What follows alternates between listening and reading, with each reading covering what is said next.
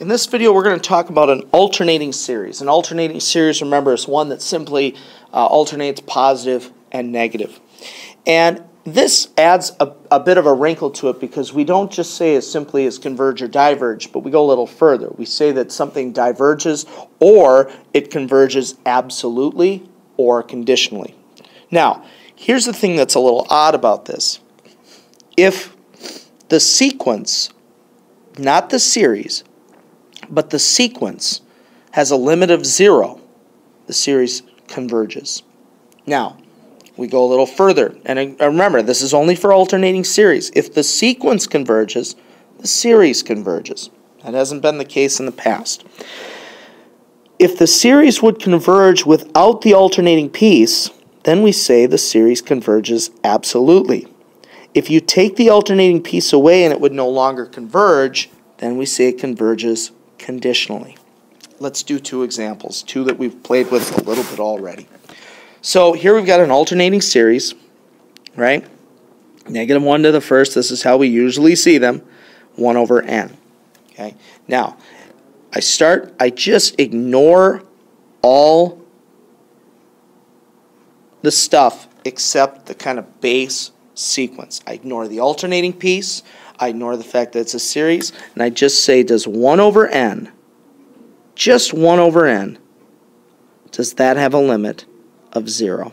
And the answer is yes, it does.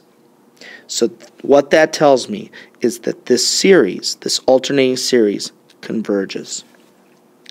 Now, the next step is you just ignore the alternating part for a second, and you say, okay, if I had a series, just 1 over n, that wasn't alternating, does that converge? The answer is no. That is a divergent p-series, because the power is not greater than 1 in that denominator. It's n to the first.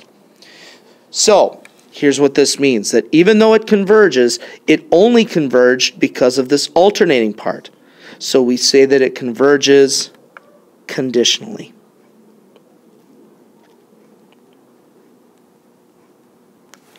Okay. Now, over here, again, start with just the base sequence and say, does that have a limit of 0? Of course, it does. I don't have a lot of room. 0 fit in there. It does. So this converges. Then, ignoring the alternating part, write the series without it. And just say, does that converge or diverge? Well, this is a convergent p-series. Therefore, this alternating series converges absolutely. So, if you would converge even without the alternating part, you converge absolutely. If you converge only because the rules are a little more lax for an alternating series, because all you need is the sequence to converge, then you would only converge absolutely. Let's look at some more. Okay. So first step, just look at this sequence. Does this have a limit, as n goes to infinity, of 0? And it certainly does. 1 over the square root of infinity is 0. So what that tells me is it converges. Next, rewrite the sequence without the alternating piece. I'm going to write n to the 1/2. And of course, this is a divergent p-series because the power is not greater than 1. So this converges, but only conditionally. Okay. Next, and don't be thrown here. I'm going to move down. Do not be thrown by the fact that it's got this n minus 1. Okay, it's still alternating. It's still an alternating series because it's got -1 to a power. So let me first focus on just 1 over n factorial, kind of just yanking this down out of the numerator. Okay, does this have a limit of 0? Of course it does. Absolutely, it would have a limit of 0. Then we go to, so we know that this converges. Okay.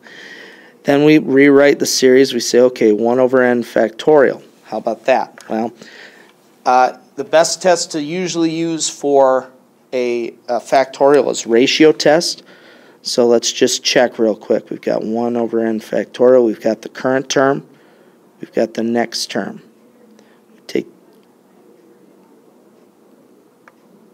Take the limit as n approaches infinity. This comes up, so it's n factorial over 1. N factorial divided by n plus 1 factorial is n plus 1 in the denominator. You might have to look back and verify that, but it is n plus 1. So this, the limit is 0. So this also converges by the ratio test. So even ignoring the alternating piece, it converges. So this converges absolutely. Okay. Looking at this one, starting with just this and saying, okay, does this have a limit equal to 0?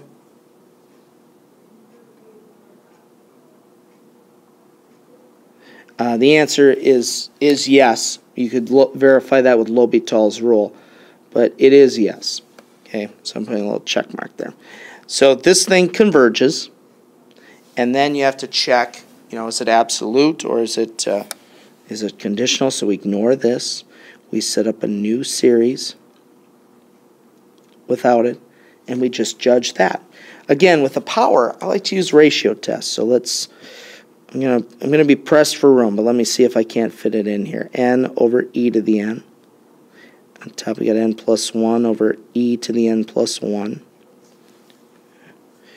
I'm just going to bring this up and have e to the n and n, taking the limit as n goes to infinity.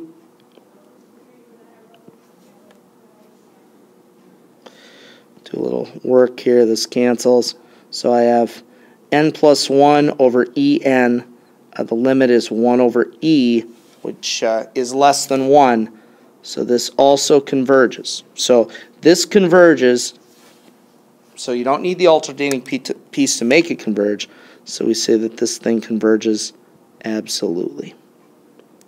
Okay. Now this one, ignoring the alternating piece and saying, is the limit 0? It's not. We have the same power on top and bottom. The limit is 1. So this thing diverges.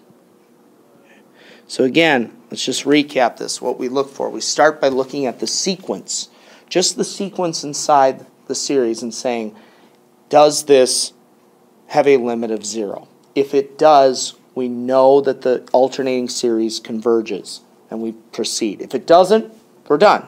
If the limit isn't 0, like in this example here where it was 1, if the limit of the sequence isn't 0, series diverges and we're done.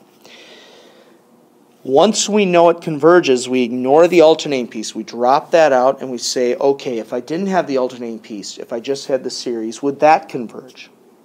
If the answer is yes, like this one,